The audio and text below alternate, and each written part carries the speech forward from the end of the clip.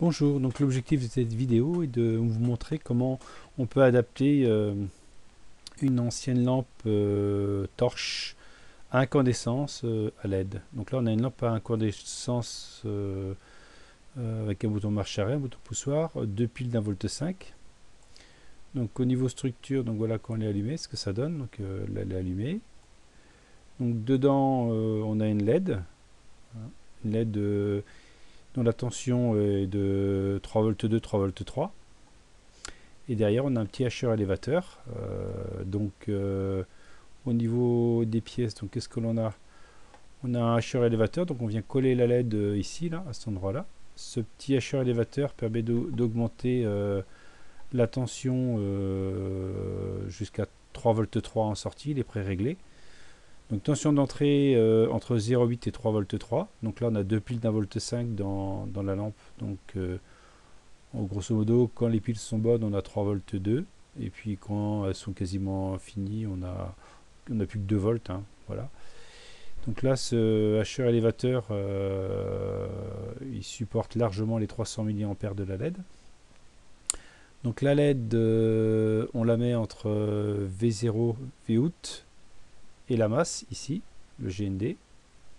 Vout et masse. Et puis l'alimentation, on met entre GND et VI. Voilà.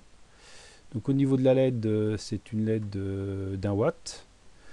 Donc tension de fonctionnement 3,2 à 3 volts 4. Donc là on voit la caractéristique. Hein, on commence à s'éclairer à 3 volts. Et puis elle est à 3 volts 3. Elle est à 300 mA. Hein, c'est quasiment le bon point de fonctionnement. 3 volts 3, 300 mA. Donc ça fait le produit 3 volts x 300 mA, hein, c'est à 0,3, donc ça fait bien 1 watt. Donc on a 100 à 100 lumens d'éclairement, hein, ce qui correspond à une 10 watts d'incandescence. Hein. Voilà, donc on se sert de l'ampoule de base qui existe à incandescence, hein, on casse le verre, et puis on vient souder les deux bornes. Alors il faut faire attention à la polarité, hein, la borne moins de l'ampoule se met sur le GND, et puis la borne de plus sur le VI. Donc là, on a une tension qui varie entre 2 volts et 3 volts 2, c'est la tension des deux piles. Et puis on vient souder donc la cathode. Donc la cathode, c'est la borne moins, et la node, c'est la borne plus. Donc la borne plus, on vient la souder sur VO. Donc on colle la LED avec de la super glue sur la bobine ici. Hein, voilà. Puis on la met dans ce sens-là. Donc la borne plus, on la met de ce côté-là pour la souder sur VO ici. La borne moins, on met un petit fil pour la souder sur la masse. Voilà. Et puis la tension de pile, tension de plus de la pile sur VI et la borne moins de la pile, hein, sur Vout. Donc là, pour souder ici, bah, on se sert en fin de compte du kilo de l'ampoule. On casse l'ampoule en verre, puis on garde les deux bornes, hein, ce qui permet de s'accrocher mécaniquement grâce à l'ampoule. En fin de compte, hein, l'ampoule est vissée là et on se sert des deux bornes où il y a le filament, hein, pour venir se souder sur GND et VI. V-input, GND, V-output. Donc là, la borne plus de la LED, la borne moins de la LED, la borne plus de la pile, des deux piles d'un volt 5 et la borne moins. Voilà.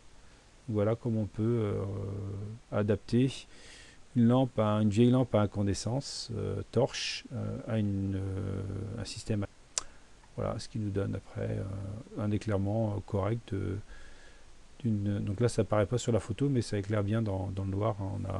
On a ce qui correspond à 100 lumens, ce qui est faible. Hein, ce qui est pas... Mais bon, il faut savoir qu'avant, c'était une ampoule de 3 watts. Donc 3 watts, on avait quoi 10%, ça fait 0,3 watts. Donc on avait à peu près une trentaine de lumens, quoi. Voilà, donc là on a 3 fois plus d'éclairement. Donc le coût il est quand même assez faible, hein, parce que là, bon là c'est ce qui coûte le plus cher, hein, le step up, le hacheur élévateur, 1 euro. Et puis les LED, vous voyez, hein, ça coûte 2,18 €, le paquet de 10, hein, ça fait une vingtaine de centimes, quoi, pour la LED. Voilà, donc c'est le hacheur élévateur qui coûte le plus cher. Hein, voilà. Donc tension d'entrée 0,8 à 3,3, donc là on dit 0,9 à 3,3. Et puis là, en tension de sortie, on a 3,3 en tension de sortie pour le point de fonctionnement de la LED, qui est pile poil à ce qu'on a besoin pour 300 mA. Voilà. Au revoir.